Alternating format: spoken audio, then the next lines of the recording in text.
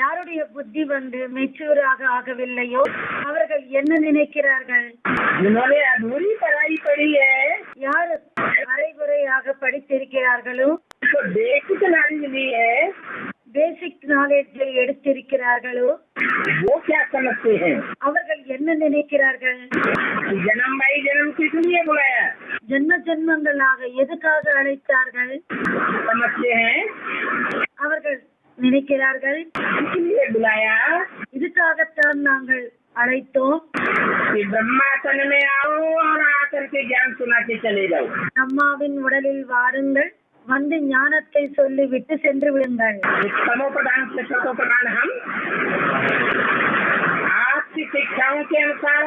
பிறகு தமோ பிரதானத்திலிருந்து சத்தோ பிரதானமாக ஆக உங்களுடைய படிப்பின் அனுசாரமாக நாங்களே ஆகிவிடுவோம். ஆனால் அப்படி என்னவோ இல்லவே இல்லை. ஆக்குபவர் அவசியம் வேண்டும். இந்த தமோ பிரதான மனிதர்களுக்கு எதுவும் தெரிவதில்லை. அவர்கள் வில்வ பழத்தை வைத்து விட்டார்கள். அவர்கள் இதுதான் சிவலிங்கம் என்று நினைத்து விட்டார்கள். சிவனோ பெயர் ரூபம் கொண்டவர், சங்கரும் பெயர் ரூபம் கொண்டவர். அவர் நிராகாரர் மற்றும் இவர் சாக்காரர், சரீரதாரி. பிறகு இருவரையும் ஒன்றாக எப்படி சேர்த்து விட்டார்கள்? என்ன காரணம்?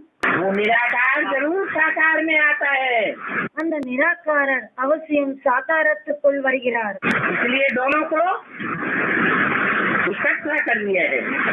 அதனால் தான் இருவரையும் ஒன்றாக ஆக்கிவிட்டார்கள், ஒன்றாக சேர்த்து விட்டார்கள். மற்றும் வேறெந்த தேவதையின் பெயரை சிவனுடன் சேர்க்கவில்லை. யாருடைய பெயரை இணைத்திருக்கிறார்கள்? சங்கரின் பெயரை சிவனுடன் இணைத்து விட்டார்கள். தந்தை புரிய வைக்கிறார், நானோ நிராகாரராவே. சங்கர் சூக்ஷ்மவதன வாசியுடையவராக ஆகிவிட்டார். தந்தை புரிய வைத்தார், சூக்ஷ்மவதனம் என்றது ஒன்றும் இருப்பதில்லை. இது ஆத்மாவின் சூக்ஷ்ம ஸ்டேஜுக்கான விஷயமாகிறது. அதனால் இதையும் கூறுகிறார், சங்கர் என்பது யாரும் இல்லை. எப்போது அவர் இல்லவே இல்லை என்றால், இந்த சித்திரங்கள் மூர்த்திகள் எப்படி வந்துவிட்டது? மற்றும் உலகத்தில் எல்லோரையும் விட அதிகமான மூர்த்திகள், சித்திரங்கள் யாருக்கு இருக்கிறது? ஜெயினர்கள் அவரை தீர்த்தங்கர் என்று சொல்லிவிட்டார்கள்.